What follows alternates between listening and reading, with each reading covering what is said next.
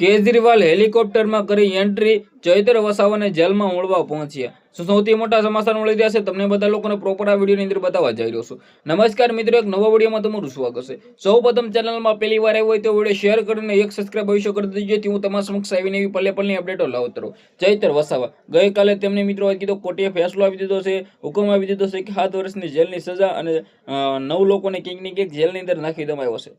Vadodara central જેલની અંદર નાખી દેવામાં આવ્યા છે. ચૈત્ર વસાવા મને લાગે છે કે હવે જેલમાં જવાની જરૂર નથી તમારે, હવે તમારે ભાજપમાં જવાની જરૂર છે. કારણ કે ચૈત્ર વસાવા મને નથી લાગતું કે બહાર રહેશે ત્યાં સુધી જેલનું મિત્રો કીધું મૂકશે. કારણ કે જેલમાં તો ચૈત્ર વસાવાને વારા ઘડી લઈ જાય છે અને કંઈક ને કંઈક 3 મહિના રાખે અને બસ છોડે અને જામીન રદ કરે અને આ તે થાય ફલાણું થાય બધું થતું જ આવે છે. પરંતુ ચૈત્ર વસાવા હવે ભાજપમાં જવાની જરૂર છે. કારણ કે ચૈત્ર વસાવા જ્યાં સુધી આમ આદમી પાર્ટીમાં રહેશે મને નથી લાગતું કે તે જેલનીમાંથી બહાર રહેશે. ક્યાંક ને ક્યાંક સૌથી પહેલા ચેનલમાં પહેલી વાર આવ્યો તો એક સબસ્ક્રાઇબ કરીને વિડીયો શેર કરીને ફોલો કરી દેજો, જેથી હું તમારા સમક્ષ આવીને આવી પલે પલની અપડેટો લાવતો રહું.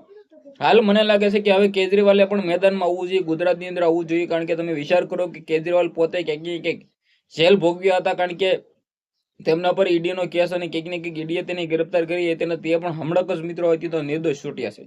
તો ચૈત્ર વસાવા કંઈક ને કંઈક સપોર્ટની અંદર આવી શકે છે. કેજરીવાલ હેલિકોપ્ટરમાં કરી શકે છે ગુજરાતમાં એન્ટ્રી. કારણ કે તમે વિચાર કરો કે ચૈત્રભાઈ વસાવા જે મિત્રો વાત કીધો લોક લાડીલા આદિવાસી સમાજના એવા નેતા છે જેને હવ લોકો પ્રેમ કરે છે. હર નેતા મિત્રો તેને સપોર્ટ કરે છે. ગોપાલ ઇટાલિયા, ચૈત્ર વસાવા સાથે મિત્રો વાત કીધો કેજરીવાલ, ઈશુદાન ગઢવી, પ્રવીણ રામ, આ બધા સારા એવા મિત્રો વાત કીધો સબૂતો છે. આ બધા નેતાઓ જેલમાં તેને પૂછપરછ પણ કરવા જશે અને જે પણ મિત્રો વાત કીધો સારા મિત્રો વાત કીધો ખબર પૂછશે. કારણ કે તમે વિચાર કરો છો કે કેજરીવાલ પોતે કંઈક ને કંઈક દિલ્હીથી હવે ગુજરાત આવે એવી શક્યતા ખરી.